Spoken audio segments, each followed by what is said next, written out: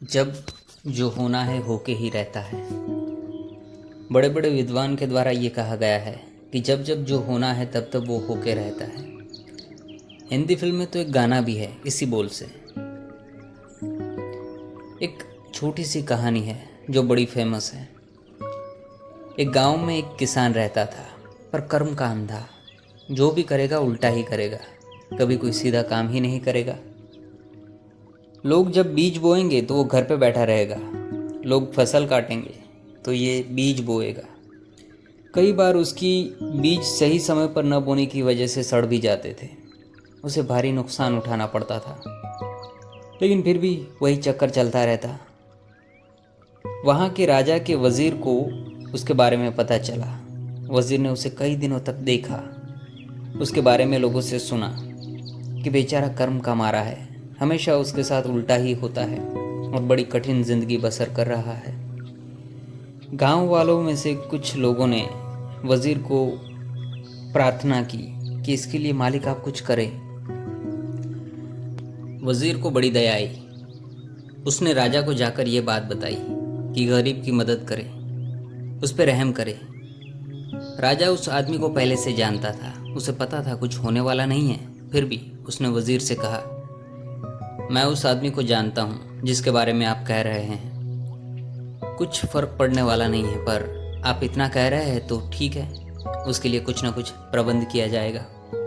हुजूर की बड़ी मेहरबानी। इतना कह के वज़ीर वहाँ से चला गया। दूसरे दिन राजा ने सोने के सिक्कों से भरा हुआ बड़ा मटका मंगवाया और उस मटके को उस पुल पर रखवाया जहाँ से यह गरीब आदमी जो वक्त का मारा था अक्सर गुजरा करता था।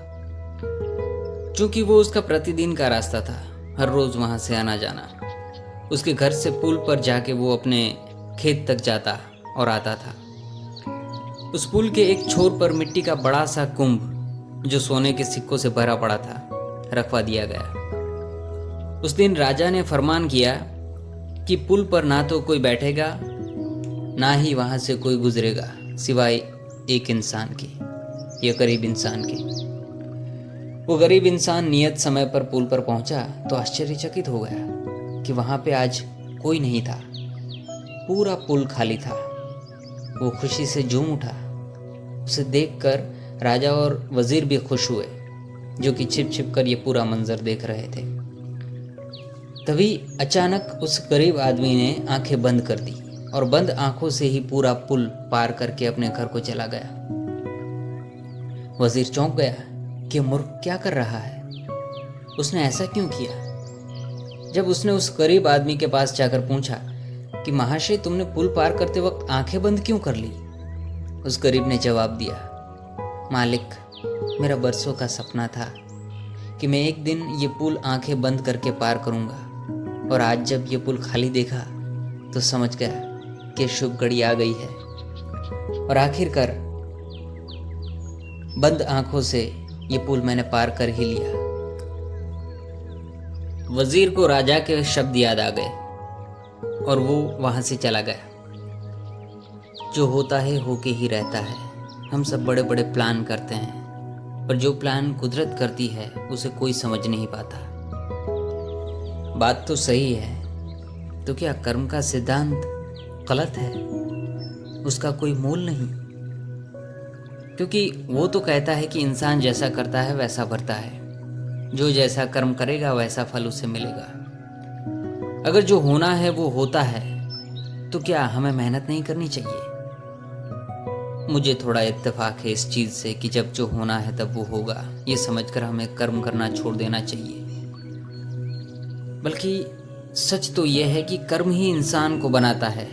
हम जैसा कर्म करते हैं वो एक प्रकार का वाइब्रेशन है, उसे हम दुनिया में छोड़ते हैं, उससे ही हम सब चीज़ों से जुड़े हुए रहते हैं, हमारा जीवन आकार लेता है।